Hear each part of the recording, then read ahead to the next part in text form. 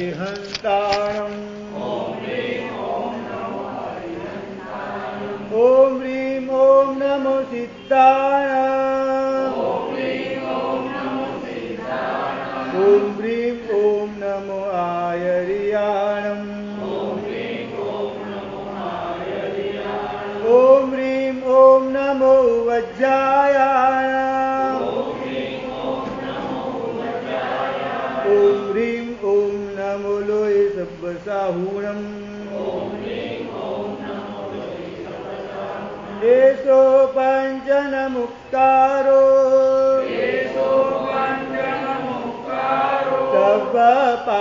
सर्वपावपणासनो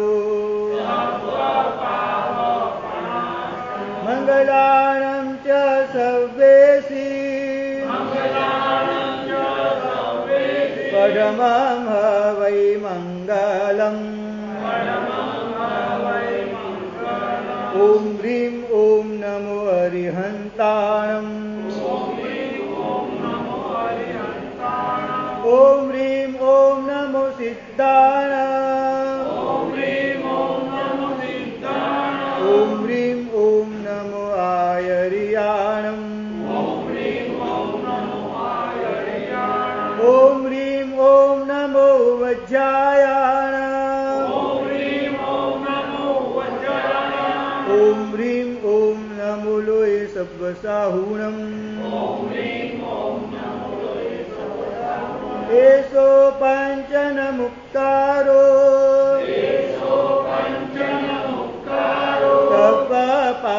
सर्वपावपणासनो मङ्गलानं च सर्वेषि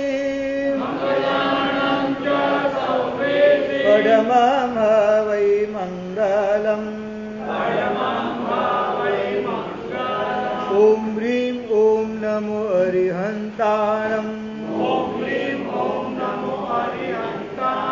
ॐ ह्रीं ॐ नमो सिद्धाय ॐ ह्रीं ॐ नमो आयर्याणम्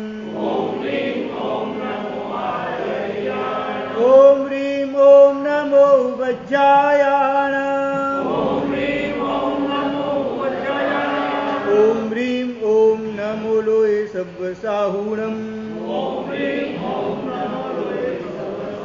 एषो पञ्चनमुक्तारो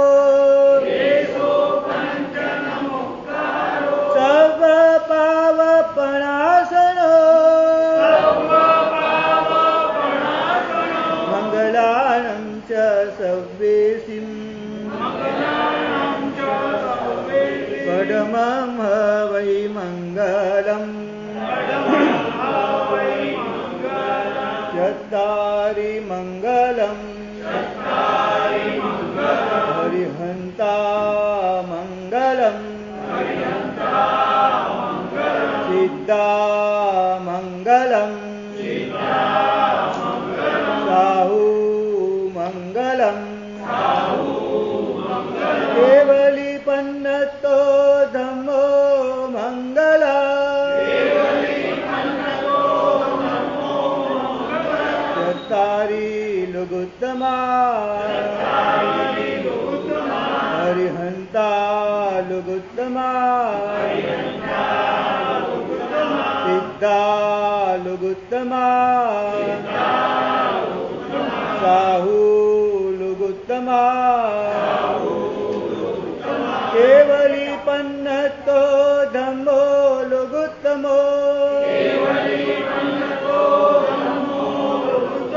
चत्वारि शरणं प्रवज्यामि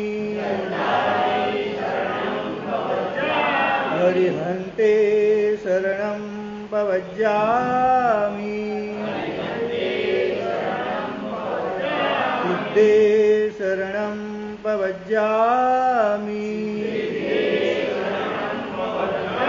साहू शरणं प्रवज्यामि केवलीपन्नतं धम्मं शरणं प्रवज्यामि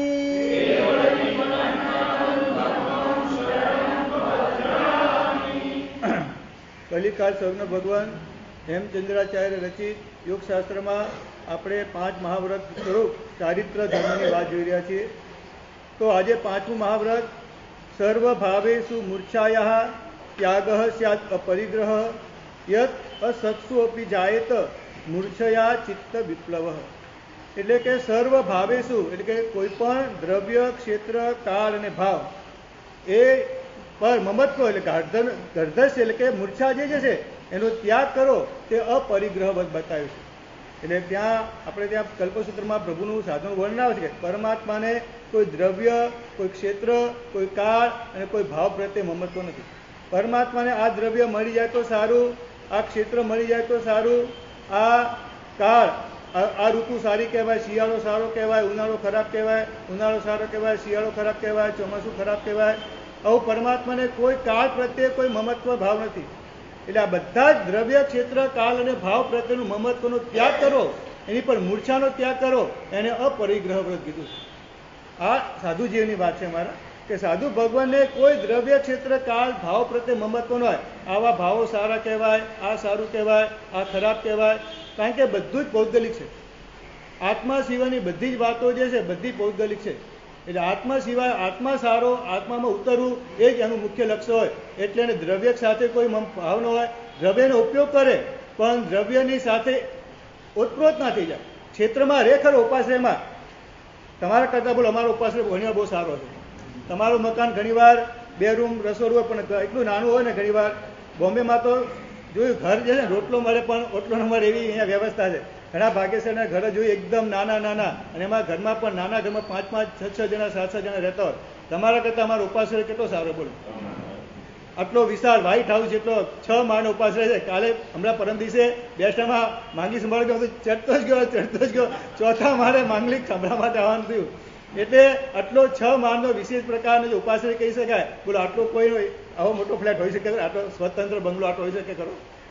એટલે તમારા કરતાં અમારો ઉપાશ્રય હવા ઉજાસથી પણ જઈ રહે જોવા જઈએ બધી રીતે સારો, છતાં પણ અમે 4 મહિને રહેશું, નીકળશું, પછી આ ઉપાસની સાથે જો અમારો લગાવ રહે ને તો અમે કંઈક અંશે અમારું સાધુ જીવન દૂષિત થઈ ગયું કહેવાય. શરૂઆતમાં થતું હતું કોઈ પણ મહોત્સવ હોય કે કંઈ પણ આમ જગ્યાએ રહેવાનું થાય તો થોડું એટેચમેન્ટ હતું. પણ હવે એવું લાગે છે કે આટલા વર્ષ પછી લાગ્યું કે આ ક્ષેત્રને છોડ્યા પછી રિયલી એવું લાગે બીજા દિવસે યાદ પણ આવે કે અહીંયા કોણ રહેતું હતું, કોણ હતું, એમને આ કઈ જગ્યાએ બેસતા હતા એ ભૂલી જવા છે. અને એવું થવું જોઈએ. અમુક વર્ષો પછી પર્યાય પછી આ થાય ને તો સાધના ફળી કહેવાય. બાકી જો હજુ પણ તમારા જેવી વસ્તુમાં વ્યક્તિ મળે ત્યારે હા વાત કરીએ, પણ પછી એ વ્યક્તિનું સ્મરણ ન થવું જોઈએ. એને ટપાલ લખી, વારંવાર ફોન કરવા, આવું વિશેષ કંઈ સારી પ્રેરણા તો કરી, પણ બાકી આમ કોઈ આમ જનરલ કંઈ આમ એને ભગત બનાવવા માટે એક કુદરતી અમારા એક બાપજી માણસનો વારસો છે.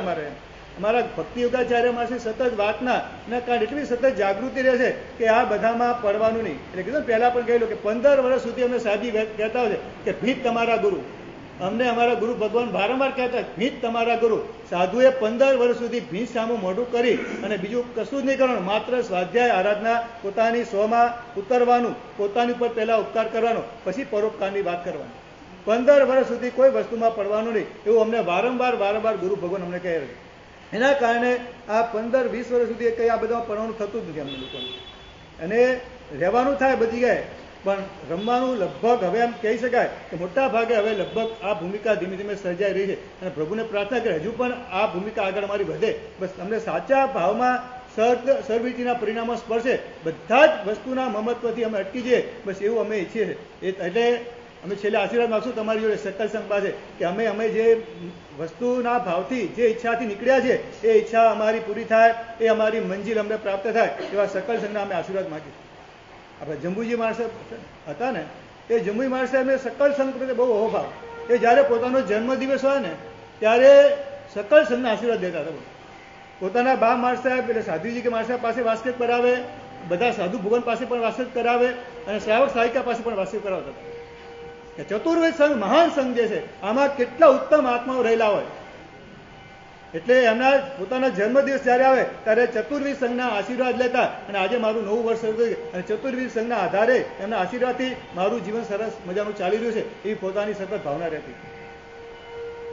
એટલે કોઈ પણ દ્રવ્ય, ક્ષેત્ર, કાલ અને ભાવના વિશે મૂર્છાનો જે ત્યાગ જે છે એને અપરિગ્રહ વ્રત આપણે શાસ્ત્રમાં બતાવેલું છે.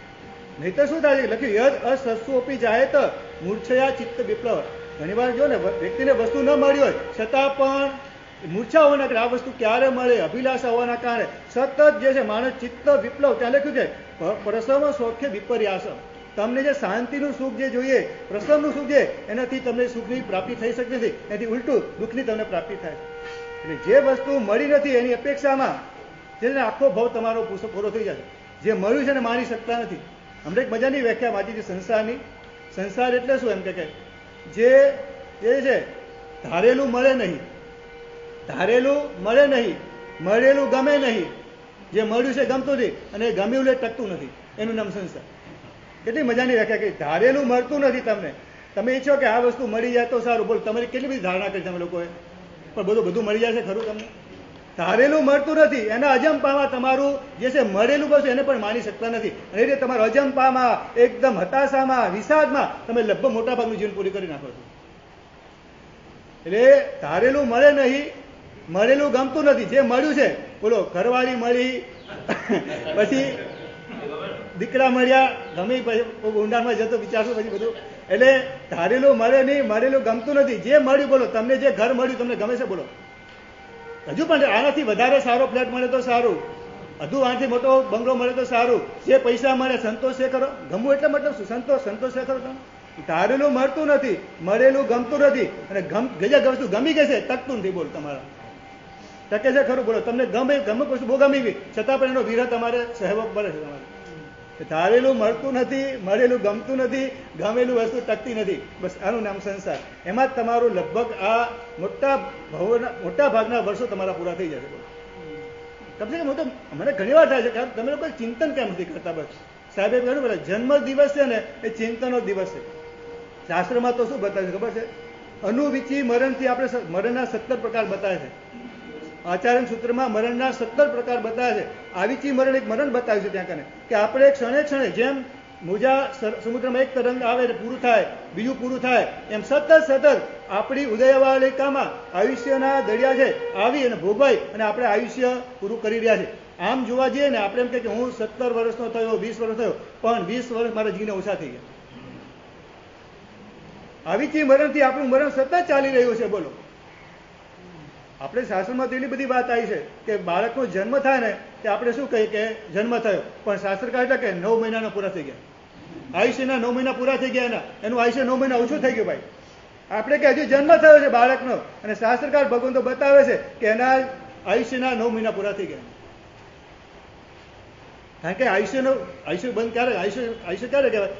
ગર્ભમાં આવ્યો ત્યારથી આયુષ્ય ગણાય છે. એટલે 9 મહિના પૂરા થઈ ગયા. બોલો એનું આયુષ્યના 9 મહિના ઓછા થઈ ગયા. જ્યારે પણ જન્મદિવસ આવે વિચારવાનું કે આજે જિંદગીના 50 વર્ષ પૂરા થઈ ગયા. હવે 50 ભલે પાણીમાં ગયા, પણ હવે બાકીના વર્ષો રહ્યા છે 50 વર્ષ સેન્ચુરી પૂરી કરો ને આપણે બધા. એટલે એમ સમજીને આપણે કરીએ, સચિને સેન્ચુરી પૂરી કરી ને એમ આપણે પણ વિચાર કરીએ કે આપણે સેન્ચુરી પૂરી કરશું, પણ એનો પ્લાન તો બનાવો કે હવે 5 વર્ષ પછી નિવૃત્ત થવું છે, પછી 5 વર્ષ સુધી આટલું આરાધના કરી છે, પછીના વર્ષે આ આરાધના કરી છે. બોલો નક્કી કરું છે એવું? તપની બાબતમાં નહીં, પણ જે તમારી તપ શકે. હવે બાકીની જિંદગીમાં રોજ બેસના કરવા છે, હવે રોજ એકાસના કરવા છે, હવે રોજ 14 નિયમ ધારવા છે. બોલો આનો પ્લાન બનાવ્યો કોઈ દિવસ? જન્મ દિવસે આ બધું કરવાની જરૂર છે. બોલો જન્મ દિવસે કેટલી બધી સારી વસ્તુ કરી શકાય. ચિંતનનો દિવસ આમ જોવા જઈએ તો, પણ લગભગ તમે દિવસે શું કરો છો? એ દિવસે ઉપરથી જે દિવસે પાપ ન કરે એના દિવસે એ દિવસે બધા લગભગ થાય છે. સ્પેશિયલ ફરવાનું, સ્પેશિયલ હોટલમાં જવાનું, અભક્ષ ખાવાનું, રાત્રિ ભોજન કરવાનું, અને કેક કાપવાની એ પણ અભક્ષ. બહારની જે વસ્તુ આવે છે ને એમાં ભક્ષ્યની જે છે ને વ્યાખ્યા કઈ રીતે કરવી ને અઘરું થાય છે. કારણ કે અત્યારે બહારની જે લોટો આવી જ્યાં પછી બહુ જ્યાં ધંધો થાય છે ને, બિઝનેસ આવે છે ને, ત્યાં પછી જૈના કેટલી સચવાય ને બહુ સવાલ છે. બહુ આપણે કહે ને આ જગ્યાના વસ્તુ સારી, પણ બહુ ઊંડાણમાં તપાસ કરીને જ્યારે બિઝનેસ થાય છે ને ત્યારે પછી એમાં શું નાખવામાં આવે છે ને એ સવાલ છે. અત્યારે ગુરુ ભગવાન ઘણી વાત કરતા હોય છે ઘણી વાર કે સમુદ્રમાં એવા માછલા થાય છે કે જેને માછી ખાતા હોય છે એ લોકો એને ખાતા નથી. એટલી ભયંકર વાસવાળા માછલાઓ છે. તો એ જો હજારો ટન, લાખો ટન માછલા સમુદ્રમાં આવી રીતે કંડલા બંદરમાંથી પેદા થાય છે. તો આનો શું ઉપયોગ કરો?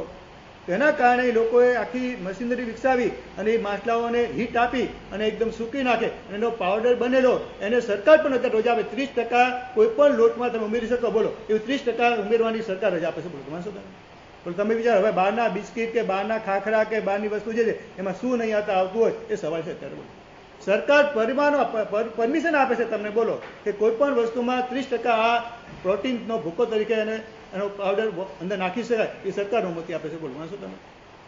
ઊંડાણમાં જાઓ તો તમને ખબર પડે કે મોહનની મીઠાઈ વાળો જે છે એને આજથી ઘણા વર્ષો પહેલા એક મટન ટેલો મંગાવવાના એને આખો કોટા અને સરકાર પાસે માગેલો અને સરકાર રજા પણ આપી દીધી હતી. પણ એ પત્રકારને ખબર પડી કે મોહનની મીઠાઈ શુદ્ધ ઘીથી મીઠાઈ બનાવે એને મટન ટેલની શું જરૂર પડી અને ઉહાપો થયો અને પછી ખબર પડી કે આને તો મીઠાઈમાં નાખા હલવો માટે મોહનનો મીઠાઈનો હલવો આવે ને તમારે બહુ બધા બમે હલવો પ્રકાર વખાણ કરશો અને અહીંથી તમારા સગાવાલા ત્યાં ખોયા ભરી ભરીને લઈ જાય. એ મામા શું નાખે છે એ બહુ ઊંડાણમાં જાઓ ને, શુદ્ધ ઘી હોય કેટલો સવાલ છે એ પાછા જાતે વિચારવાની જરૂર છે તમારે.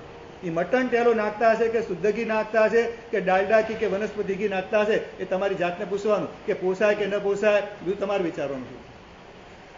એટલે ઊંડાણમાં તમે જાઓ ને તમને ખબર પડે કે શુદ્ધ ઘીની મીઠાઈ કઈ રીતે ઘીની હોય છે, શુદ્ધ ઘી કે નથી હોતું. હમણાં છાપામાં આવ્યું હતું ને, 2700 કિલો ઘી પકડાયું. એક જ કલાકમાં નકલી ઘીને શુદ્ધ ઘીમાં ટ્રાન્સફર કરી નાખી, એસેન્સ વગેરે નાખી, હું પ્રકારનો માવો ઉમેરી અને એક જ કલાકમાં 1 કિલો ઘીને જે છે એને ટ્રાન્સફર શુદ્ધ ઘીમાં સુગંધ પણ એવી આવે, એનો કલર બધું જ આમાં પકડાય, હળદર વગેરે નાખીને એવો કલર પકડાય, એવો આખી મોટી ફેક્ટરી પકડાઈ હતી હમણાં ગુજરાતમાં આપણે. એટલે આવા કેટલા પ્રશ્નો હતો. આજે પકડાય છે ને એ તો બહુ ઓછું બહાર આવે છે, નથી પકડાતું કેટલું ચાલે છે એ ઊંડામાં જઈએ તો આપણને ખબર પડે કે એમ લાગે કે અમારા શરીર પણ કદાચ અભડાય વગરના રહ્યા છે કે કેમ સવાલ છે અત્યારે બધું. એટલે આપણે ડાયરેક્ટ નોનવેજ નથી ખાતા, ડાયરેક્ટ ઈંડા કે આવી મટન ટેલો કઈ નથી, પણ ઇનડાયરેક્ટ કેટલું આપણા શરીરમાં કેટલું જતું હશે ને, બહુ ઊંડું વિચારીને બહુ બોલીએ ને તો પછી આપણે કંઈ ખાવા લાયક બનીએ નહીં, રહી કશું વસ્તુ નહીં, એટલે અમે વસ્તુ બોલતા પણ નથી ઘણી વાર. બોલો રાત્રિ ભોજનની વાત કરવી ને, નરકનું દ્વાન એવી બધી હવે બોલવાની પણ અવસર નથી રહેતો, કારણ કે પછી તમે રોજીનું કરો છો ને પછી આ બધી વાતો કરવી નિદર્શ પરિણામ ઉત્પન્ન થયા પછી. એટલે અમુક શાસ્ત્ર ગુરુ ના પડે કે અમુક વાતો નહીં કરવાની, આ શ્રાવકોને ના પાડે તમને નહીં માનો. અમુક વાતો શાસ્ત્રમાં લખી છે એ અમુક બધી વાતો શ્રાવકોને નહીં કરવાની છે. બધું લખેલું છે, પાનામાં લખેલું છે, પણ અમુક વાતો અત્યારે જેટલી વસ્તુ એવી કોમન થઈ ગયું છે પાપને કે એના વિશે અમુક વાતો કરવી કે કેમ સવાલ થાય છે અમે લોકોને. એટલે આ ઉત્તમ મનુષ્ય ભાવ મળ્યો અને પછી આવું જો ચારિત્ર ન લેવાય અને એનાથી પરમાત્મા જે બીજો માર્ગ બતાવે દેશવીતી શ્રાવક બનવું એ જો ન લેવાય ને તો આપણે ખરેખર અફસોસ થવો જોઈએ. અફસોસો પેદા કરી નાખો, કમસે કમ તમે એક બરાબર તો રાખો કે સારું આવું આટલું ભાવ મળ્યો આજે મજાનો અને મારા 50 વર્ષ થઈ ગયા છતાં પણ હજુ મેં 12 વ્રતના ગ્રહણ કર્યા નથી, હું 14 નિયમ ધારતો નથી, મને શું તકલીફ પડે છે? થોડું તો વિચારણા કરજો. બોલો 14 નિયમ જે છે આજે થોડી સમજવાની ગણતરી થાય છે કે 14 નિયમ કમસે કમ સવિતિનાર છે કે કંઈ નહીં, પણ તમે આંશિક વૃત્તિમાં તો આપણે આવી જઈએ. ગુરુ ભગવાન 12 વ્રતની વાત ચાલી રહી છે, સર્વવૃત્તિની વાત આપણે 5 વાર મહાવ્રત દ્વારા કરી, પણ હવે 14 નિયમ જે છે ને એટલી મજાની વસ્તુ છે ને કે બોલો તમે કંઈ પણ કરતા તમારી આત્માની સ્મૃતિ થાય છે. મોઢામાં કંઈ મૂકતા, કઈ વસ્તુનો ઉપયોગ કરતા, વાહનમાં બેસતા, મોજા ચંપલ પહેરતા, સતત તમને તમારી આત્માની સ્મરણ રહે ને, બોલો એવું 14 નિયમનો આખી નિયમ છે આખો. 14 નિયમની આખી પ્રક્રિયા જે છે સાથે એક એક કંઈ પણ કરતા તમને તમારી જાત યાદ આવે, તમારી આત્માની સ્મૃતિ થાય, તમારો વિત્તી ધર્મ છે એની સ્મૃતિ થાય, એ વિત્તી ધર્મ તમારો પોસાય, એવા 14 નિયમની આખી મજાની પ્રક્રિયા છે. જીન શાસનો આ બધી વસ્તુ બતાવી છે. જો આ વસ્તુ નહીં કરે ભવિષ્યમાં જીન શાસન મળશે કે કેમ એ આપણી જાતને પૂછવાનું. 14 નિયમ એટલી મજાની વાત છે. બોલો ભાઈ માનશો તમે? પહેલું સચિતનો નિયમ જે છે, સચિત્ત સચિત્ત જીવ સાથેની જે વસ્તુ હોય એને સચિત કહેવાય. શાસ્ત્રમાં લખ્યું કે તમે જે જે સચિત વસ્તુનો ત્યાગ કરો ને તે યોનિમાં તમારી ઉત્પત્તિ બંધ થઈ જાય. દાખલા તમે આ જીવન સચિત પાણી વાપરવાનું બંધ કરો, ઉકાળેલું પાણી શરૂ કર્યું, સચિત પાણી બંધ કર્યું, તો ભવિષ્યમાં તમારે પાણી તરીકે ઉત્પન્ન થવાનું બંધ થઈ ગયું. ત્યાં ગ્રંથમાં આ બધાના મજાના પાઠો મળે છે આપણને કે જે સચિતનો ત્યાગ કરે શ્રાવક એ તે સચિત વસ્તુમાં એની ઉત્પત્તિ બંધ થઈ ગઈ. અને અત્યારે આપણે ત્યાં છે સચિત ભોજનનો શ્રાવક ત્યાગ્યો. આવા પાનામાં ગ્રંથોમાં શ્રાદ્ધ વિધિ, પંચાશર બધા ગ્રંથોમાં શ્રાવક માટે સચિત ભોજનનો ત્યાગ્યો એવું વિશેષણ બતાવ્યું છે. બોલો પણ હવે તો આપણે ત્યાં શું થઈ ગયું છે? બોલો કેવડા કાકડી અને ટામેટાના સલાડ હવે નૌકાશીમાં પીરસવાનું શરૂ થઈ ગયું. તમારા ઘરે તમે કરો ત્યાંથી વાંધો નહીં, પણ આપણા જે જમણ સમા આપણો નૌકાશીઓ જ્યારે સ્વામી વાસલ્ય ત્યારે તો સચિત ભોજન નહીં કરાવવું જોઈએ. અમે તો લોકોને કહીએ કે જ્યારે સ્વામી વાસલ્ય કરે ને ત્યારે દહીંની આઈટમ પણ લગભગ ના પીશો તો સારું. નહીતર એક સંઘમાં બનેલું 2000 માણસો જમણવાર ને શ્રીખંડ બનાવેલો, બીજી બધી વસ્તુની કાળજી, ચોખાનો લોટ નાખ્યો કઢીમાં, બીજું બધું જ કાળજી રાખી, એવી જ બધી ફરસાણ બધું બનાવ્યું, પણ છતાં પણ મીઠી નખાઈ ગઈ, એના કારણે 2000 માણસ દીદાનું ભોજન થઈ ગયું. શક્ય હોય ત્યાં સુધી છે ને, નહીતર પછી જો કરવું હોય તો પહેલેથી જ છે ને, રમેશભાઈ મોદી હતા ને, એ કોઈ પણ જમણવાર હોય, કોઈ પણ ઉપધાનનો કાર્યક્રમ લે ને, તો એમાં પહેલા 5 વાગે પહોંચી જાય, પહેલું દહીં જે છે એને કુકરમાં ગરમ કરાય છે, પછી બીજું બધું કાર્ય કરવાનું. કે પછી આનાથી દહીંની ચટણી બનવા છે, ઢોસાની બનવા છે, આમાંથી બીજું કંઈ બનવા છે, પહેલા દહીં એકદમ ગરમ એકદમ ખાલી આંગળી બન્યું નહીં, પણ ખરેખર સીટી પડવી જોઈએ અને એકદમ બરાબર ગરમ થવું જોઈએ, તો જ એ દહીં તમારી ચટણીમાં ચાલે, બીજી બધી વસ્તુમાં ચાલે, બાકી ચાલી શકે નહીં. દીદડ બનવાની સંભાવના પૂરેપૂરી છે આમાં. એટલે પહેલું જ, એટલે શક્ય હોય તો દહીંની આઈટમ તાળવી, ન બને તો વધારે સારું, પણ બનાવી હોય અને તમે જ્યારે કોઈ ઓર્ડર આપી દો તમારા લગ્ન પ્રસંગે કેટરર્સને, બોલો એ બધું ધ્યાન રાખતા હશે કંઈ? 500 માણસનો જમણવાર હોય, બધાને દીદડ ભોજનનું પાપ તમને લાગી જાય. હા, કોન્ટ્રાક્ટ આપી, હવે તો આપણા પ્રસંગોમાં પણ કોન્ટ્રાક્ટ થઈ ગયા છે બધા. એટલે આ બધામાં વિચાર કરશો ઊંડો તો ખ્યાલ આવશે કે 2000 માણસ, 500 માણસ, 700 માણસ, 900 માણસ, એ બધાને દ્વિદળ ભોજન, હું એકલો કરું તો કદાચ ચાલી શકે, પણ બધાને આમંત્રણ આપી બધાને દ્વિદળ ભોજન શા માટે કરાવો? આવું તો કમસે કમ થોડી તો જાગૃતિ રાખો. અભક્ષ બધું નથી ત્યાગ કરી શકાતો તમારાથી. આઈસ્ક્રીમ તમે ન રાખો તો ન ચાલે, અત્યારે બધું ફરજિયાત થઈ ગયું. અમુક પ્રકારના અભક્ષ રાખો તો જ તમારું આ બધું પ્રસંગ કહેવાય, બાકી તમારો પ્રસંગ કહેવાય નહીં. તમને પણ લાગે અમારો પ્રસંગ અધૂરો લાગે અને બીજા પણ એની ટીકા કરે લોકો, એવો આખો તમારો સમાજનો ઢાંચો બની ગયો છે કે અમુક વસ્તુ અભક્ષ રાખવી જ પડે તમારે. ન રાખો તો તમને લોકો ટીકા કરે, બીજું બધું કરે, પણ અમુક વસ્તુ અભક્ષ ન રાખો તો ચાલે નહીં તમારે. બોલો, આઈસ્ક્રીમ વગર તમારો કોઈ પ્રસંગ થાય? પૂછો, થાય? આઈસ્ક્રીમ વગર તો પ્રસંગ થાય ખરો? અધૂરો લાગે. ન હોય તો લોકો પણ ટીકા કરે, તમને પણ પોતાને તમે કરો જ, ટીકા કરે એવું કરો જ નહીં. તમે બધી જ આઈટમ બધી એવી રીતે પીરશો કે એમાં બધું અપક્ષ હોય. બહુ ઊંડાણમાં ઉતરો ને તો કેટલી વસ્તુ ખાવા યોગ્ય હોય ને, ગુરુ ભગવાન બોરવા તમે ઘણા કોઈ પ્રસંગ હોય તમારો અને 35-40 આઈટમ તમારા પ્રસંગ બની લો, ભાતમાં બોરવા કઈ વસ્તુ વળી શકે? બોલો, કઈ વસ્તુ વળી? ભાત વળી શકે એ તો સવાલ. જો ભાતમાં પણ જો અમુક કોથમીર કે અમુક પ્રકારનું કોબીજ ના નાખી દીધું હોય, દાડમના બીજ નાખી દીધું તો ભાતે ના ખપી શકે.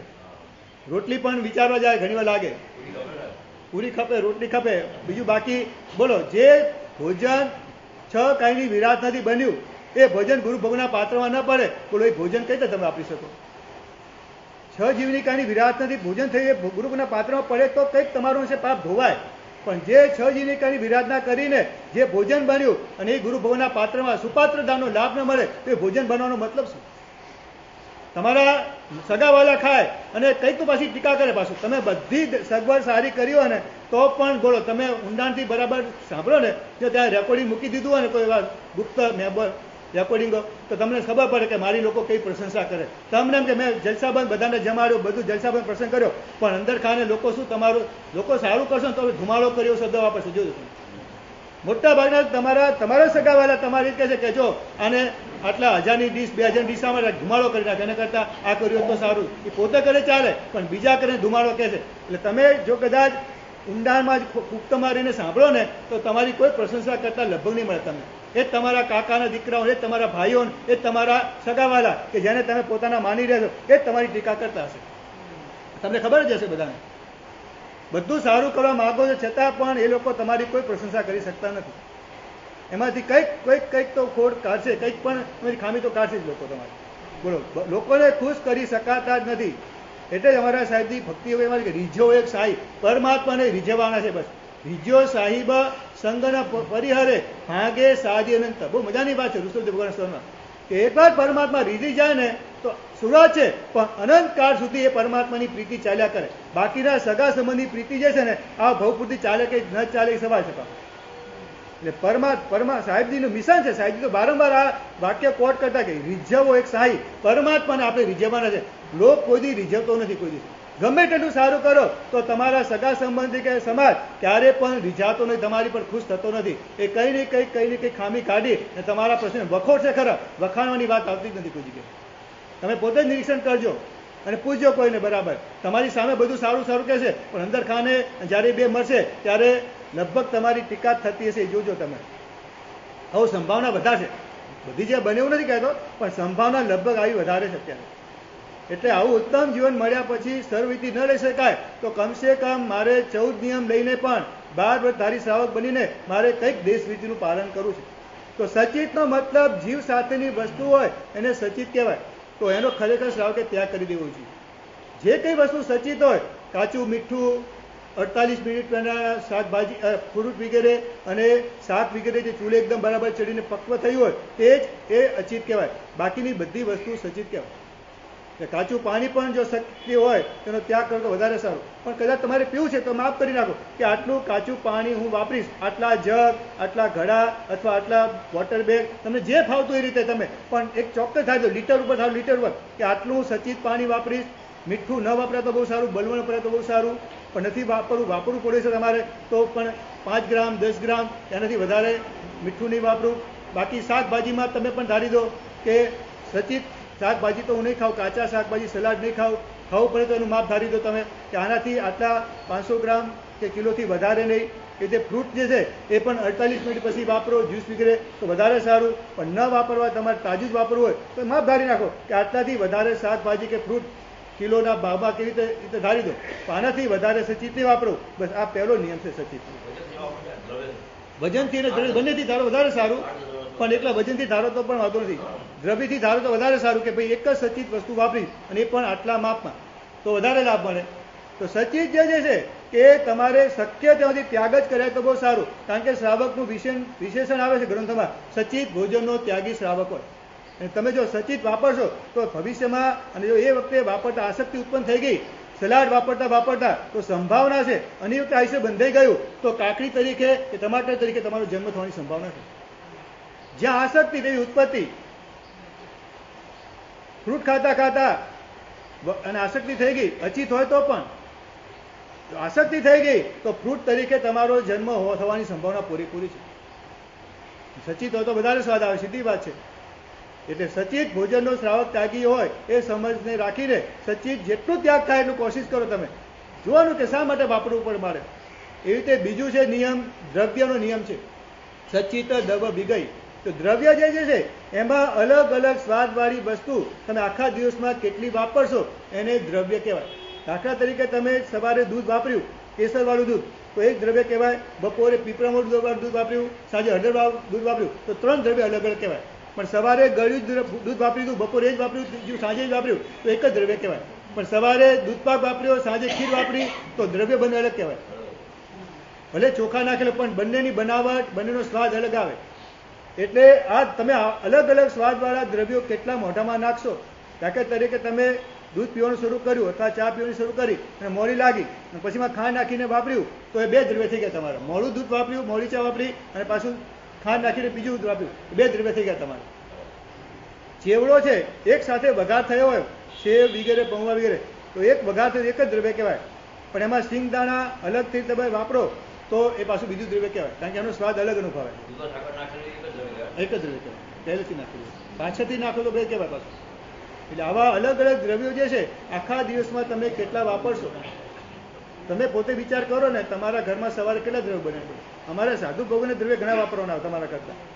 પહેલાં પણ કહેલું ને, અમારે એક સમયમાં ગઈકાલે જ વાત કરીએ ને, ગઈકાલે એક સાથે 4 કે 5 જાતની મીઠાઈ અમારે આવી હતી પાત્રામાં. બોલો, એટલે અમારે ફરસાણ પણ એક સાથે કેટલા હોય. એટલે અમારે દ્રવ્યનો ત્યાગ અમારા માટે પણ બહુ જરૂરી લાગે અમને લોકોને. કારણ કે પહેલાં કરતાં અમને પહેલાં ગોચવી જોતા હતા ને, હું વરવા જોતા મન્યા છે કે મીઠાઈ ભાગ્યે જ અમારા પાત્રમાં આવતી હતી, ફરસાણમાં ભાગ્યમાં આવતી હતી. પણ અત્યારે તો એટલા બધા ઘરમાં લોકોનું ખાવાનું વધી ગયું છે ને કે અમે લગભગ ઘરે જઈએ ને રોજે રોજ મીઠાઈ, રોજે રોજ ફરસાણ, રોજે જ બધું મળી રહ્યું છે અત્યારે. એટલે અમારે પણ દ્રવ્યનો ત્યાગ હવે બહુ જરૂરી થઈ ગયો છે કે અમારે પણ લાભ, પણ લાભ સાધુ ભગવાનને માટે બનાવવાનું નહીં. જો આપણે એક વ્યાખ્યા સમજી લેજો કે જ્યારે તમારી રસોઈ બનતી હોય ને ત્યારે ગુરુ ભગવાનને યાદ નહીં કરવાનું અને વાપરતી વખતે ગુરુ ભગવાનને ભૂલવાના નહીં. આ મજાની આપણી વ્યાખ્યા હતી. રસોઈ બનાવતી વખતે ગુરુ ભગવાનને સ્મરણમાં નહીં લાવવાના અને જમતી વખતે ગુરુ ભગવાનને ભૂલવાના નહીં. આપણે ત્યાં ગ્રંથોમાં વાત આવે છે કે શ્રાવક બપોરે દુકાનથી જમવા માટે આવે અને પૂછે શ્રાવિકાને કે ગુરુ ભગવાનનો લાભ મળ્યો છે કે નહીં. અને શ્રાવિકા ના પડે કે આજે નથી ગુરુ ભગવાન, તો ભાણું છોડીને લખ્યું છે ત્યાં ગ્રંથમાં કે ભાણું છોડીને પીરસાઈ ગયેલું હોય, ભાણું છોડીને પણ ત્યાં ઉપાસક પહોંચે અને ગુરુ ભગવાનને લાભ માટે વિનંતી કરે. એ વાતો બધી આવે.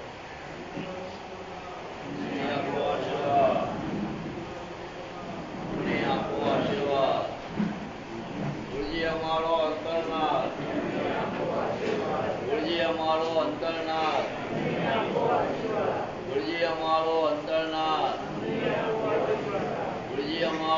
જગન્નાથ.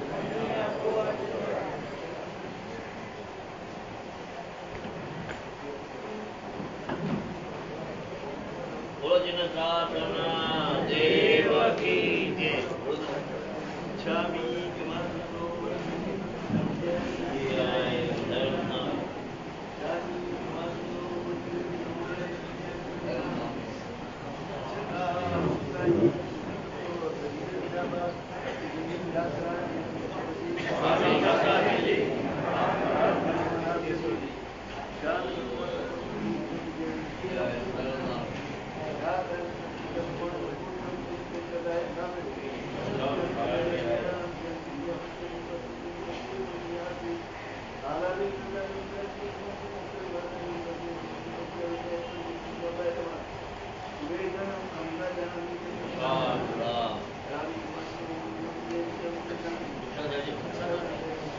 ગઈકાલના પ્રવચનના પ્રશ્નો. મહાત્મા આખી કેરી કેમ ન વોરે?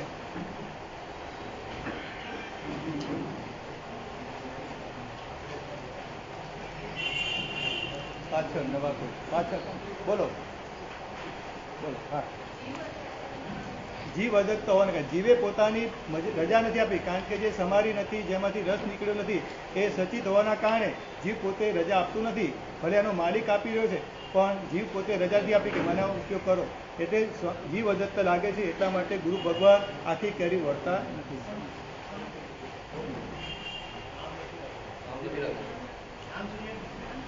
હા,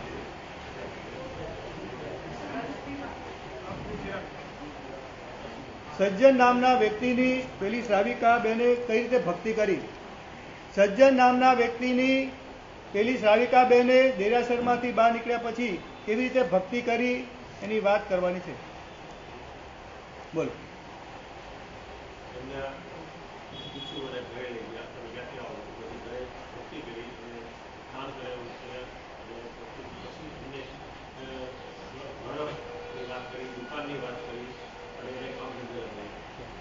એટલે સજ્જન મંત્રીને ઘર નહોતું તો ઘર આપ્યું પોતાનું, અને દુકાન હતી દુકાન આપી, અને દુકાન સાથે સાથે પોતે ધંધો કરવા માટે સામગ્રી આપી. એના કારણે સજ્જન જે છે આગળ વધી અને સજ્જન મંત્રીની પદ સુધી પહોંચી શક્યો.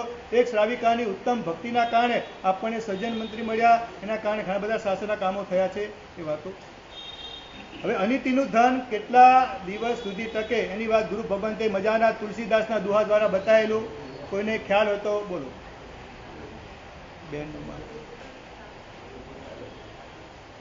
બોલો. ના, બરાબર નથી. બોલો બોલો ભાઈ. હા, બરાબર છે. બરાબર 12 વર્ષે જેટલું તુલસી જે કીધું કે આ અનિતિનું ધન છે 2 કે 5 વર્ષ ટકે, અને 12 વર્ષે તો નીતિનું ધન લઈને સાથે નાશ પામે, એવી ગુરુ ભગવંતે વાત કરેલી. નહોતું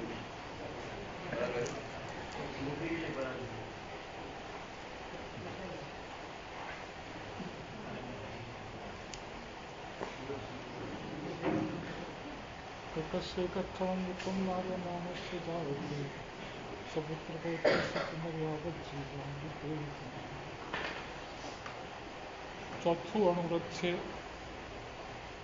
સોદાર સંતોષ અને પરસ્ત્રી ગમન વિરુદ્ધ.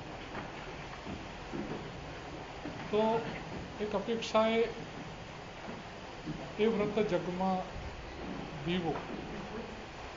બ્રહ્મચર્ય વ્રત છે એ એક દીપક જેવું છે, અને આપણા જીવનની અંદર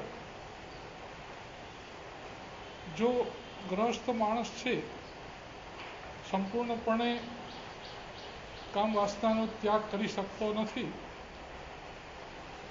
એટલા માટે લગ્ન ગ્રંથિથી કોઈ એક વ્યક્તિ એક પાત્ર સાથે એ જોડાય છે, અને બાકીના બધા જ માટે એ બેન કે માં એ પ્રકારનો વ્યવહાર કરવાનું નક્કી કરે છે. એટલે આપણે ત્યાં સામાન્ય રીતે લગ્ન કરવા એ સંસારી માણસોનું કર્તવ્ય છે, પણ શાસ્ત્રની અંદર ક્યાં લગ્ન કરવા, કોની જોડે, કેવા પરિવાર જોડે કરવા, આ બધી વસ્તુનું માર્ગદર્શન આપ્યું છે.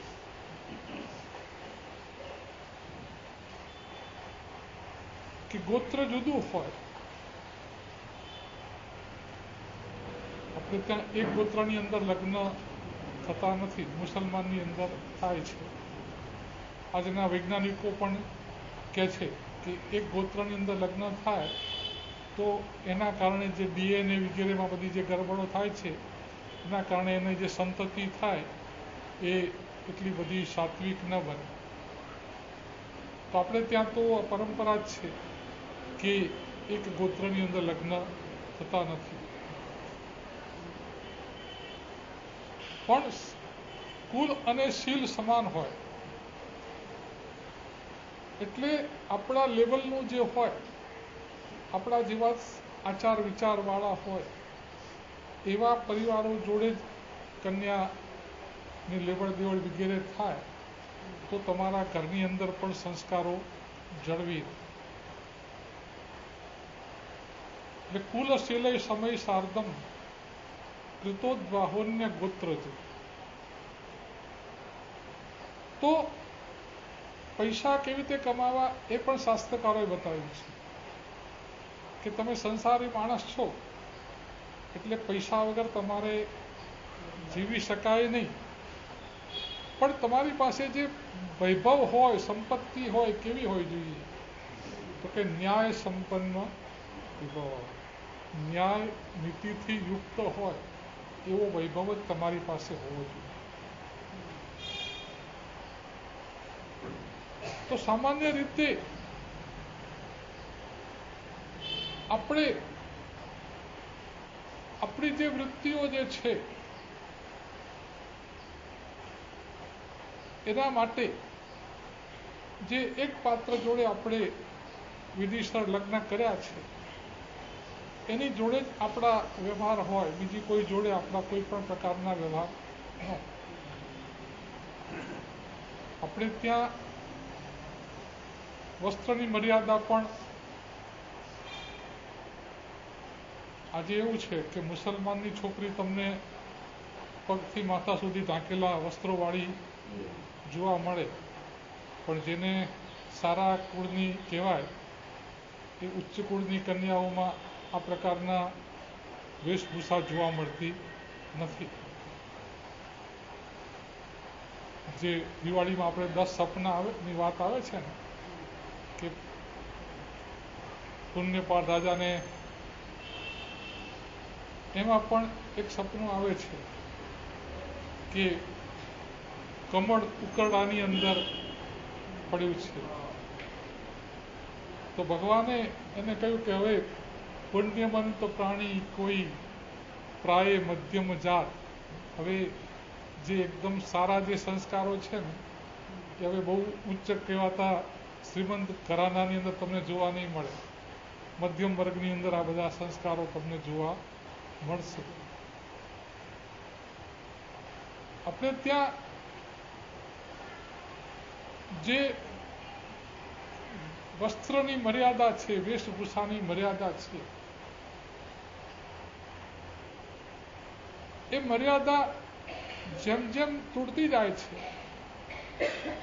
એમ એમ તમે જુઓ કે રોજ આ બધા બળાત્કાર ને ગેંગ રેપ ને આ બધા કિસ્સાઓ રોજ તમને જોવા મળે છે. પછી રેલીઓ કાઢે ને બધું કરે, પણ એક બાજુ માણસને એવી બધી વિકૃત પ્રકારની સામગ્રીઓ ઢગલાબંધ પીરસવામાં આવે અને પછી એ માણસ આ બધા એના વિકૃતિના કારણે આ બધા ખોટા કામો કરે, પણ કોઈને આ બધું હટાવવાનો વિચાર નથી થતો. સરકાર કોઈ એવા કાયદા નથી કરતું કે ભાઈ આ પોર્નોગ્રાફી બંધ કરી દો, આ બધા યુવાનોને વિકૃત કરનારા જેટલા પણ સાધનો છે એ બધાને દૂર કરો, એવો કોઈ વિચાર નથી કરતો. અને માત્ર રેલીઓ કાઢે છે, હડતાલો પાડે છે, પણ જ્યાં સુધી મૂળમાં એનો ઉપચાર ન કરવામાં આવે અમેરિકાની અંદર એક છોકરી જતી હતી અને પાછળથી કોઈક માણસે એની છેડતી કરી. પોલીસમાં કેસ થયો, કોર્ટની અંદર કેસ આવ્યો. જે માણસે છેડતી કરી હતી એ માણસને કોર્ટે પૂછ્યું, એનો બધો રેકોર્ડ તપાસ્યો કે આ માણસ એમ કોઈ એવો ખરાબ માણસ નથી, અત્યાર સુધીમાં આને આવું કોઈ કાર્ય કર્યું પણ નથી. એને પૂછ્યું કે તે આવું કામ શા માટે કર્યું, કેમ કર્યું? એ કે હું ઘરેથી નીકળ્યો ને ત્યારે મારા ઓફિસ માટે જવા જતો તો મારા મગજમાં બધા ઓફિસના વિચારો ચાલતા હતા, પણ મારી સામે મારી આગળ આ છોકરી ચાલતી હતી અને એને એવા કપડાં પહેરેલા હતા ને, એટલા ટૂંકા અને એટલા પારદર્શક કે એના શરીરના બધા અંગોપાંગ દેખાતા હતા. એ જોયા પછી મારા મનમાં વિકૃતિ આવીને મારાથી એક અડપલું થઈ ગયું, એની છેડતી થઈ ગઈ. બાકી મારો કોઈ આવો ઈરાદો નહોતો, પણ આવું બની ગયું છે એના કપડાં. તો કોર્ટે પેલી છોકરીને કીધું કે જે દિવસે આ ઘટના બની એ દિવસે તે જે કપડાં પહેર્યા હતા ને એ કપડાં પહેરીને અહીંયા આવે એટલે મને ખબર પડે કે તારી વેશભૂષા બરાબર હતી કે ન હતી. પેલી છોકરી કપડાં પહેરીને આવી કોર્ટમાં. એને જોયા પછી જજે કીધું કે આવા કપડાં પહેરેલી વ્યક્તિઓ તો મારાથી ભૂલ થઈ જાય કે આમાં આ માણસની ભૂલ નથી, આ છોકરીની ભૂલ છે. આવા કપડાં પહેરીને તમે રસ્તા ઉપર ચાલો અને પછી કોઈ તમારી છેડતી કરેની ફરિયાદ કરો, પણ પહેલો વાંક તો તમારો છે કે આવા ઉદ્ભટ વસ્ત્રો અને આવા ટૂંકા અને પારદર્શક વસ્ત્રો પહેરીને તમે ચાલો, આ જ ખોટું છે. એટલે આને હું નિર્દોષ છોડું છું અને આ છોકરીને દંડ કરું છું.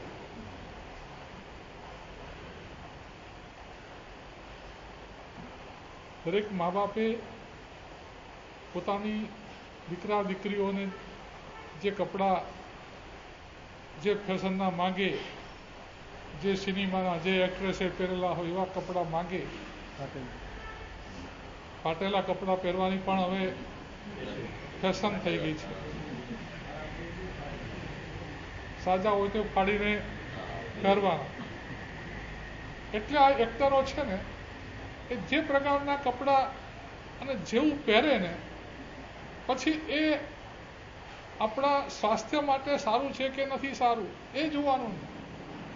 ભારત એટલે ઉષ્ણકટિબંધનો દેશ છે. અહીંયા 8 મહિના ગરમી પડે છે. હવે આજે એકદમ નેરો કટ અને બધા જે એકદમ જાડા કપડાં હોય છે કે જેમાં તમારો પરસેવો પણ સુકાય નહીં. આપણા ધોતિયા છે ને એવા છે કે તમારો પરસેવો સુકાઈ જાય, હવા પૂરતી મળે શરીરને. પણ હવે જે ફેશન ચાલી છે એ ફેશનની અંદર સ્વાસ્થ્ય નથી જોવાનું, વાતાવરણ નથી જોવાનું, મર્યાદા નથી જોવાની. એક આંધળું અનુકરણ છે, ગતાનુગતિક. તો મા બાપે પણ પોતાના દીકરા દીકરીને જે કપડાં પહેરાવાના છે એ કપડાં એ મર્યાદાયુક્ત છે કે નહીં, એના શરીરનું બરોબર આવરણ કરે છે કે નહીં, આ બધી વસ્તુઓ વિચાર કરી અને પછી આ પ્રકારના કપડાઓ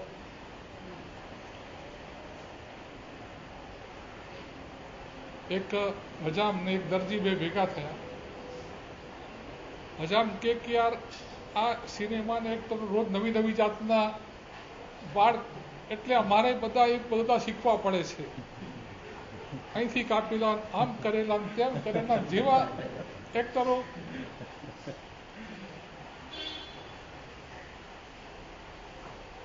પેલો દરજી કે અમારે આજ રામાયણ છે કે આ સિનેમાના એક્ટરો જેવા કપડાં પહેરે એ પ્રકારની ફેશનો ચાલે છે. એટલે એમાં અમારે પણ એને અનુરૂપ બધું શીખવું પડે છે. અને એક કિસ્સા કાતરું હતો એ કે મારી તકલીફ થાય છે કે તારે શું તકલીફ થાય છે. કે આ રોજ નવી નવી ફેશનમાં ખીસું ક્યાં છે જ ખબર.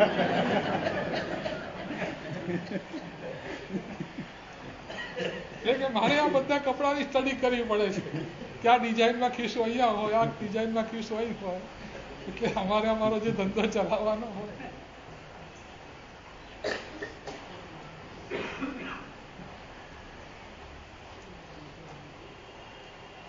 તો આપણે ત્યાં તો સ્વદાર સંતોષ કહ્યું છે કે તમારે પરસ્ત્રી તરફ તો નજર જ કરવાની નથી.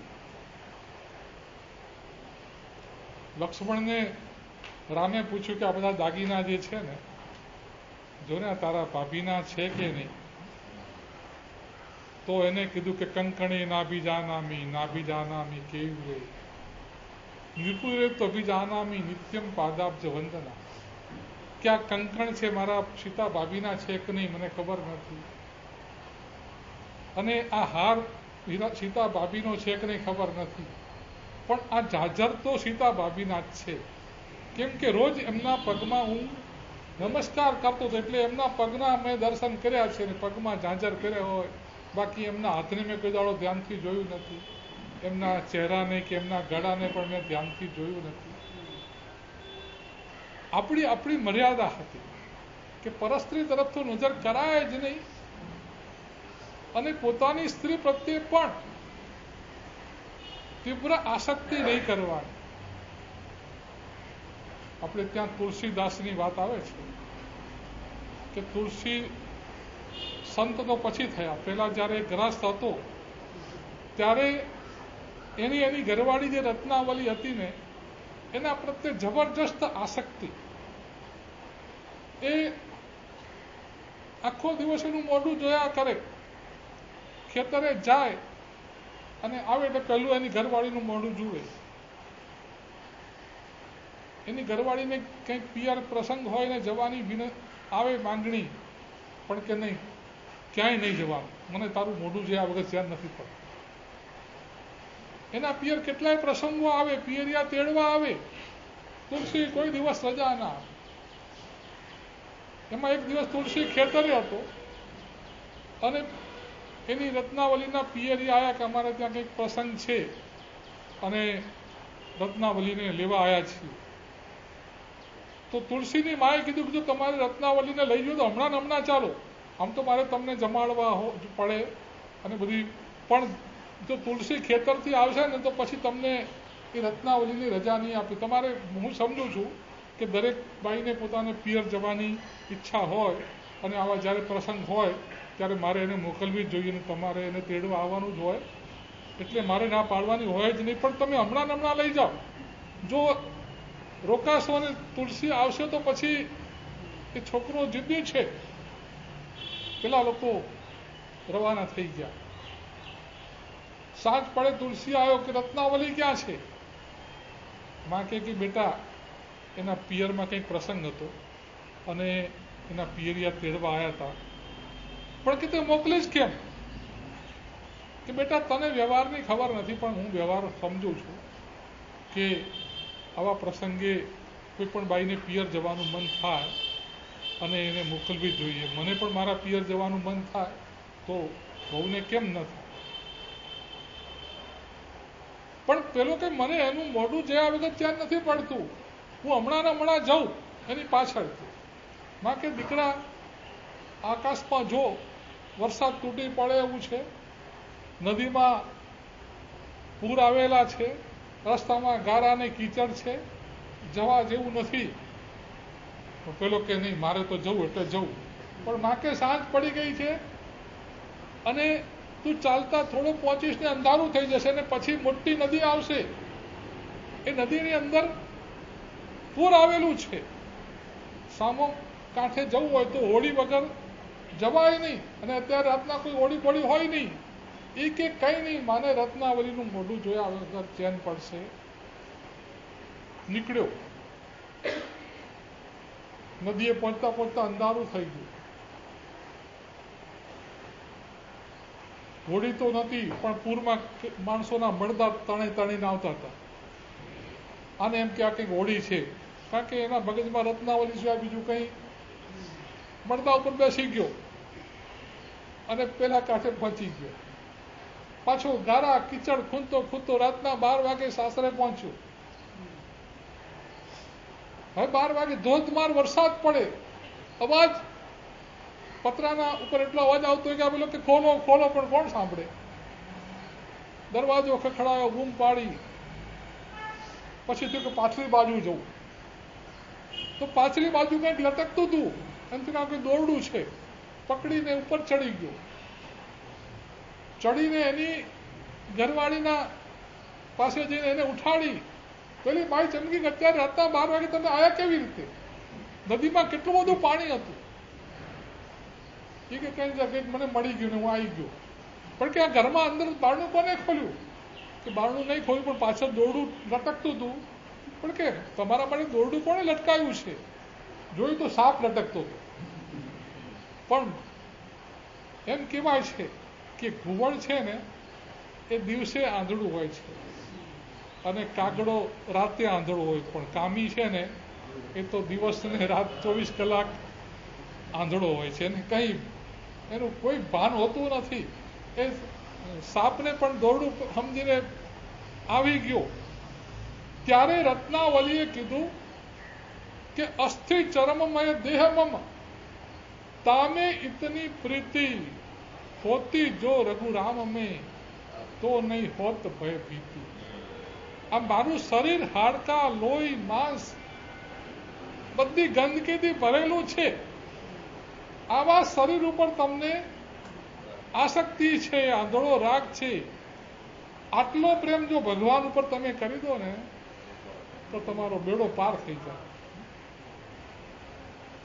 અને કોઈ એમ કહેવાય છે કે સ્વાતિ નક્ષત્ર હોય અને જો પાણીનું ટીપું છીપમાં પડે ને તો એ મોતી બની જાય છે. કોઈક એવી પરિસ્થિતિ હતી અને આ તુલસીના કાનમાં આ શબ્દો પડ્યા કે આટલી પ્રીતિ તે રત્નાવલી ઉપર તે આટલી આંધળી પ્રીતિ કરી, એના માટે જાનનું જોખમ ખોડીને નદી પાર કરી, સાપને પકડીને ઉપર આવ્યો, આવા બધા ધંધા કર્યા.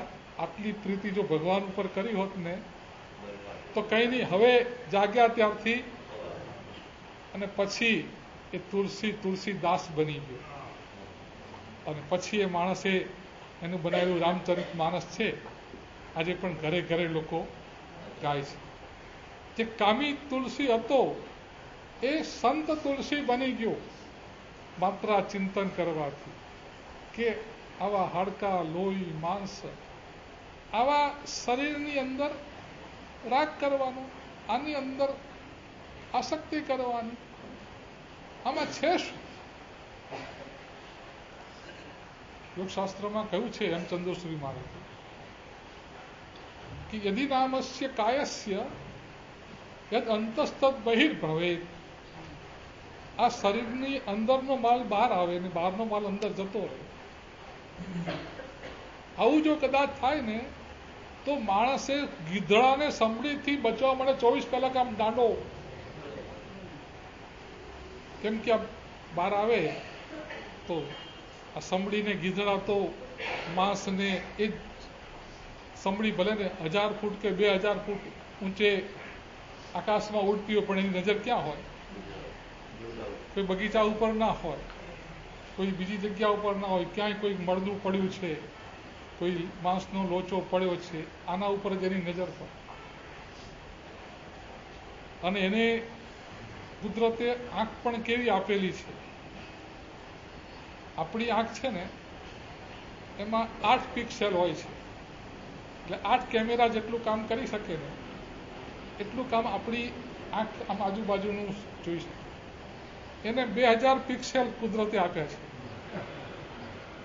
કે 1 કિલોમીટર ઊંચે હોય ને અને આટલી ઝીણી વસ્તુ પડી હોય ને તો પણ એના કેમેરામાં પકડી જાય અને એ તરત જ પછી એ પ્રમાણે પોતાનું કામ કરે. તો આ શરીરની અંદર જે માલ છે એ માલ જો બહાર આવી જાય તો આપણે ગીધડાને સંભળીથી બચવા માટે 24 કલાક હાથમાં લાકડી લઈને આમ ફેરવ્યાજ કરવી પડે, નહીં તો ગીધડાને સંભળી આપણને જીવતા ને જીવતા ખોલી ખાય.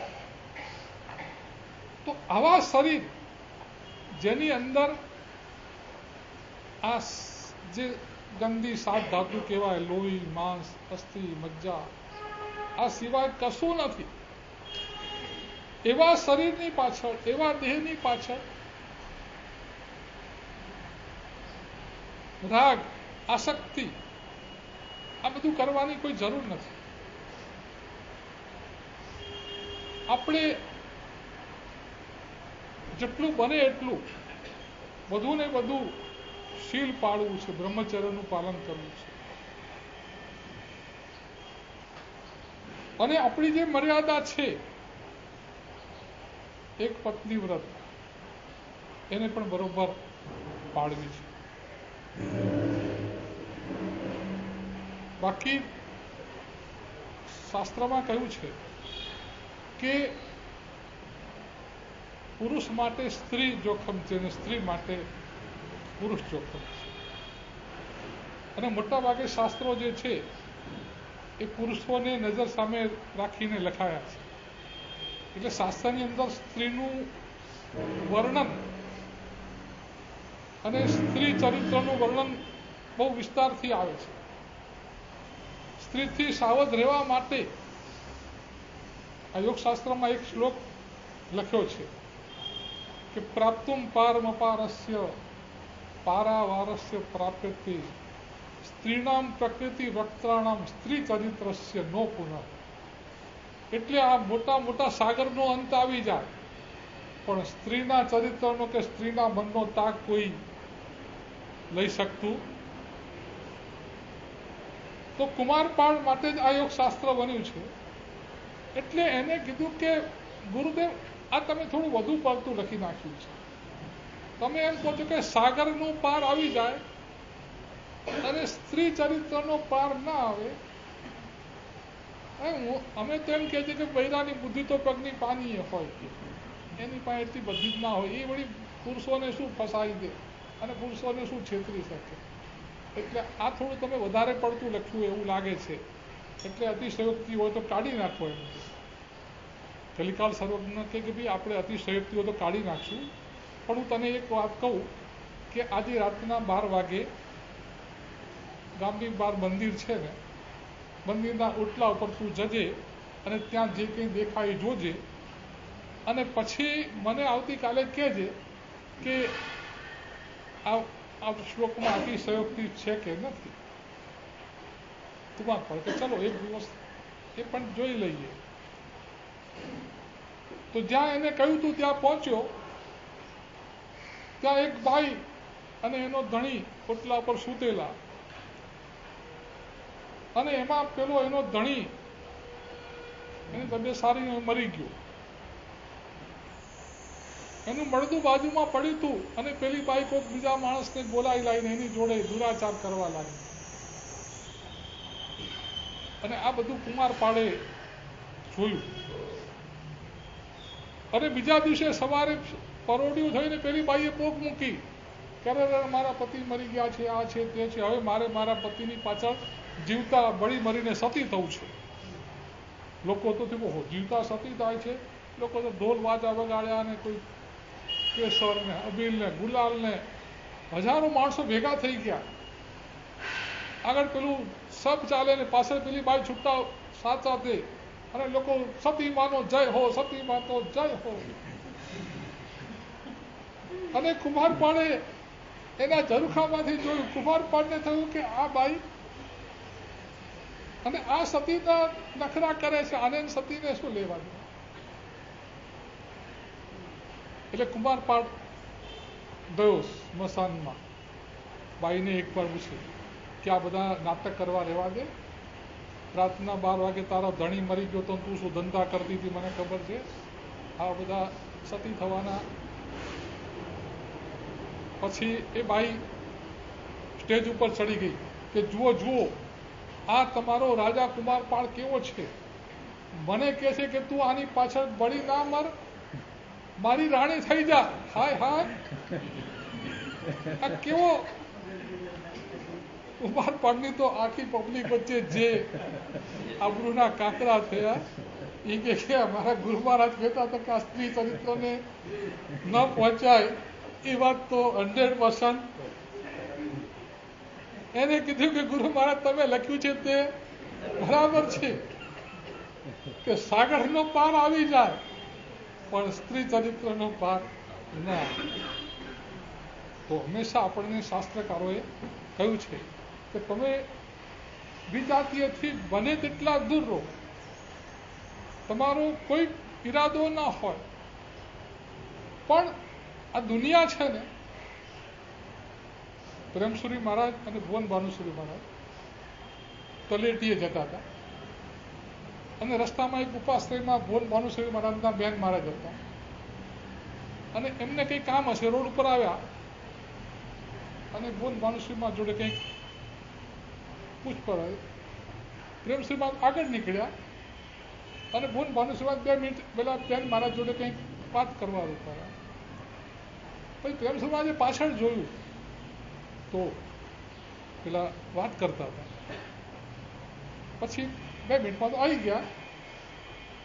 પછી પ્રેમસુરી મહારાજ કે આ તારા સંસારી સગા બેન છે હું જાણું છું, તું જાણે છે, પણ આ રોડ ઉપરથી જેટલા માણસો જાય છે બધા તો કંઈ જાણતા નથી. એ લોકો તો એમ જ સમજે કે એક સાધુ ને એક સાધ્વી રોડ ઉપર ઊભા વાત કરે છે, તો એ લોકોને શું મેસેજ મળશે? એટલે આવી રીતે ક્યારે રસ્તા ઉપર કોઈ પણ સાધ્વીજી જોડે ઊભા નહીં રહેવાનું કે વાત નહીં કરવાની. તો આ આપણી મર્યાદા છે કે કોઈ એકલી સ્ત્રી અને એકલો પુરુષ બેસે ને તો આ દુનિયામાં કોઈના ને કોઈની નજરે એના ઉપર શંકા પડી જ જાય. એક સંત હતા, એની પાસે એક માણસ આવ્યો કે મારી બા છે એને કંઈક આલોચના લેવી છે, તો તમને ક્યારે ટાઈમ? કે બપોરના મારી બા આવશે. કે નહીં, તારી બા એકલી નહીં, તું પણ સાથે આવજે. એકલી કોઈ સ્ત્રી અહીંયા આવે પણ કે મારા સાહેબ મારી બા બહુ ધર્મિષ્ઠ છે અને 70 વર્ષની ઉંમર થયેલી છે, તમારી એ 60-70 વર્ષની ઉંમર છે, તમે પવિત્ર પુરુષ છો, આમાં કોઈ એના કોઈ આલોચના જે હશે તમારે આપી દેવાની છે. એ કે નહીં, પણ કે પેલું મારે કે ઓફિસે જવાનું હોય છે, તો ગમે તે બીજા કોઈ ભાઈ આવે, પણ કોઈ ભાઈ આવે એકલા બેન આવશે તો ચાલશે. પણ કે આમાં વાંધો શું છે? એ કે જો એક કામ કર, તારી બાનો સાદલો છે ને અહીંયા આ દોરી ઉપર સૂકવી દે.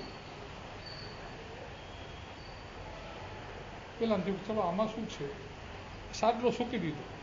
જેટલા માણસો આવે ને કે આ સંતના આશ્રમમાં સ્ત્રીનો સાદલો, જેટલા આવે એટલા બધા તર્ક વિતર્ક.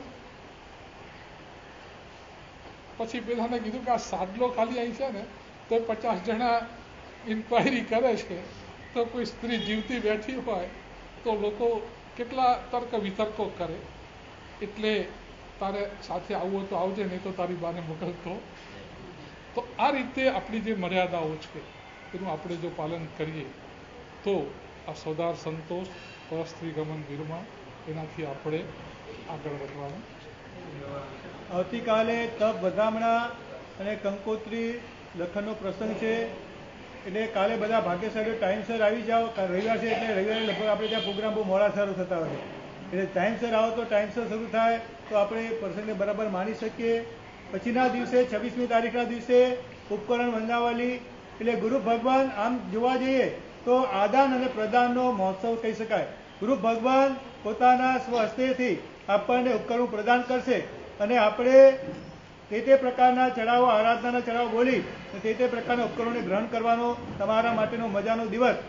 ગુરુ ભગવાનના હાથે ઉપકરણ મેળવવું તો દીક્ષા સિવાય મળી શકે ખરું આપણને? તો આ એક મજાની વાતો જે છે આવતીકાલે આપણે થોડી કરશું.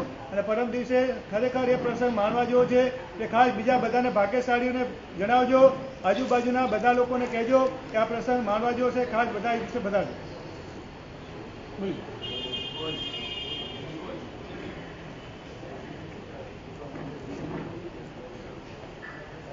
બોલો શ્રી ચિંતામણી પાર્શ્વનાથ ભગવાન કી જય.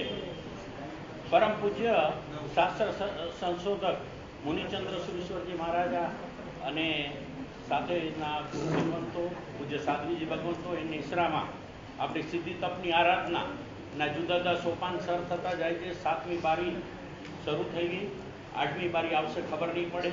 દેવગુરુ પસાય બધું પૂરું થશે. એ તપસ્વીઓની સાતા નિમિત્તે અને તપસ્વીઓની અનુમોદના નિમિત્તે આજે સાંજનો કાર્યક્રમ બપોરે 2:30 કલાકે બહેનો માટે ત્રીજા માળે,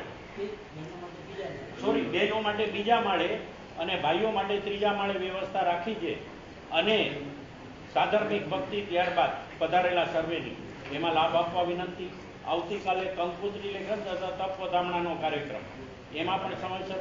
અત્યારે આજનો પ્રોગ્રામ છે એમના લાભાર્થી શ્રીમતી નિર્મળાબેન બાબુલાલજી ચોવટિયા પરિવાર અને આવતીકાલના કંકોત્રી લેખનના લાભાર્થી પણ નિર્મળાબેન બાબુલાલજી તપ વધામણાના લાભાર્થી નિર્મળાબેન બાબુલાલજી ચોવટિયા પરિવાર તથા કંકોત્રી લેખનના લાભાર્થી વસુમતીબેન ફતેચંદ શાહ પરિવાર, એમની પણ અનુમોદના નીચે બેનર પણ મૂકેલ છે.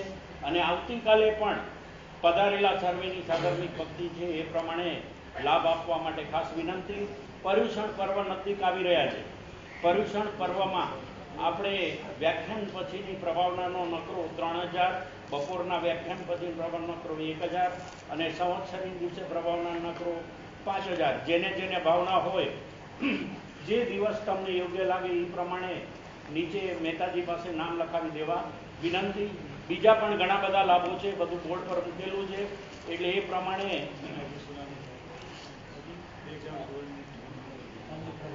હા, આવતીકાલથી આપણે તપસ્વીઓને સુવર્ણ દ્રવ્ય જે અર્પણ કરવાનું છે એમનું 7500 રૂપિયા લે 1 ગ્રામ, એવી રીતે એની પણ આપણે પ્રભાવના ફંડ શરૂ કરશું. એટલે એ પ્રમાણે પણ લાભ લેવા માટે વિનંતી. બાકી બધા જ બોર્ડ નીચે મૂકેલા છે, બધું વાંચી અને સમયસર બધામાં લાભ લેવા વિનંતી. બીજું ખાસ આનંદના સમાચાર એ છે કે ભક્તિ યોગાચાર્ય આચાર્ય ભગવાન મુનિચંદ્ર સુરેશ્વરજી મહારાજ સાહેબ પ્રાય લગભગ દર વર્ષે મૌન શિબિર તીર્થની અંદર યશો વિજયસુરી મહારાજ સાહેબ તીર્થની અંદર મૌન શિબિરનું આયોજન કરતા હોય છે. રેસિડેન્શિયલ શિબિર હોય છે, પણ આ વખતે 4થી 5મી 6મી ઓક્ટોબર અને 18, 19, 20 ઓક્ટોબર આ પ્રમાણે 2 શિબિર મૌન શિબિરનું આયોજન, 2 શિબિરનું આયોજન આપણા સૌને લાભ મળેલો છે. ખૂબ ખૂબ અનુમોદના સાહેબની. અને જે બે કાર્યકર્તાઓ આવેલા એમને રિપોર્ટ આપ્યો, ત્યાંની નવરોધ લેનની ઉપાસ રહી અને આ કમ્પેરિઝનની અંદર એ લોકોનો રિપોર્ટ આપણા માટે પોઝિટિવ રહ્યો. કારણ કે 4 માળની અંદર સારામાં સારી સગવડતા, બપોરે ભાઈઓ બહેનોને થોડો વિશ્રામ કરવો 1-1.5 કલાક, આ બધી જ સગવડતા અહીંયા થઈ શકે છે.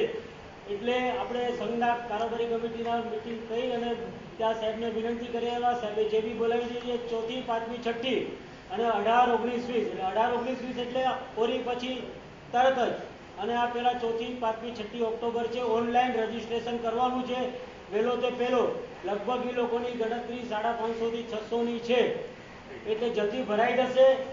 તો વહેલામાં વહેલી તકે જેની પણ ભાવના હોય, સવારથી આ કાર્યક્રમ રહેશે. સવારે નોકરથી બપોરનું જમણ, સાંજના ચોવ્યાર કરી અને ઘરે પાછું જવાનું રહેશે. આ ટાઈમનું શેડ્યુલ છે. તો જેની પણ ભાવના હોય વહેલી તકે આ ફોર્મ ભરી દેવા વિનંતી. નીચે બેનર લગાવેલું છે, નીચે બેનર બી લગાવેલું છે, વાંચી લેજો. ઓનલાઈન બધું ઓનલાઈન બધું જ ઓનલાઈન છે. ઉપકરણ વંદાવલીનો પ્રોગ્રામ 8:30 શરૂ થઈ જાય, ધ્યાનમાં રાખજો. ભાગ્યશાળીઓ કોઈ દિવસે મોડું કરતા નહીં, એ દિવસે મમ નથી. એટલે આપણે ટાઈમસર પૂરો પણ કરવાનો હોય તો 8:30, 8:15 ત્યાંથી વાતે ગાતે ઉપકરણો બધા અહીંયા વધારશે, ભાગ્યશાળી લઈને આવશે અને ગુરુપુરને અર્પણ કરશે. અને પછી એક ચડાવવાની શરૂઆત અને મજાનું આપણું આ પ્રોગ્રામ જે છે. કોણ સંગીત કરવાનું છે?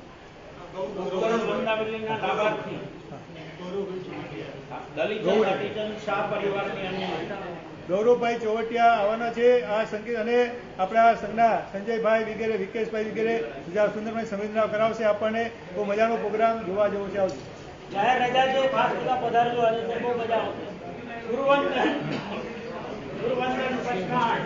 શિવમસ્તુ સર્વ જગત પરહિત નિરતા ભવંતુ ભૂતગણા दोषाः प्रयान्तु नाशम् सर्वत्र सुखी भवतु लोकः। ईश्वरेला सर्व जीव सुखी थाओ, समता भावने प्राप्त करो, समाधि ने प्राप्त करो, पाप कर्म थी मुक्त थाओ, सकल संगनु मंगल ने कल्याण थाओ, सिद्धि तप विग्रह तपश्चर्या निर्विघ्ने सुख साता पूर्व पूर्ण थाई भावना साथे 12 नो कार।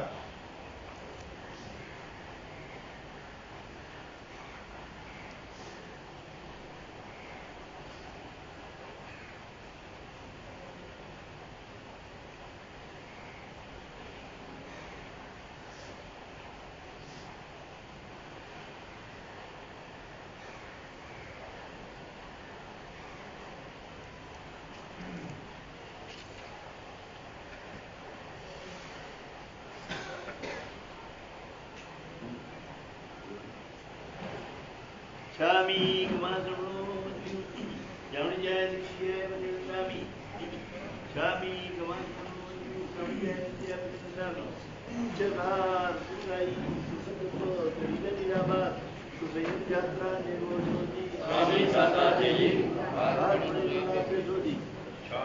Shami Kamasaro Jamani Jaya Shami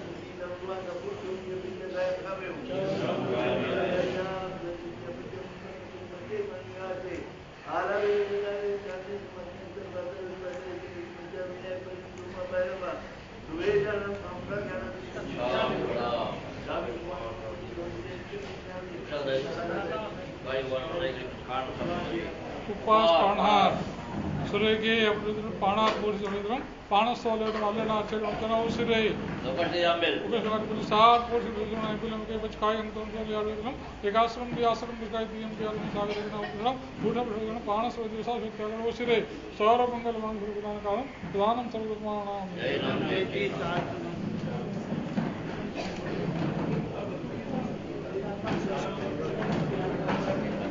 Mm-hmm.